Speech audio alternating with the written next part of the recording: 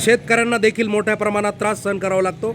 तरी या टोल नाक्यावरची सर्व दोन्ही तिन्ही साईट पूर्णपणे चालू ठेवावी, 24 तास अत्यावश्यक सेवा।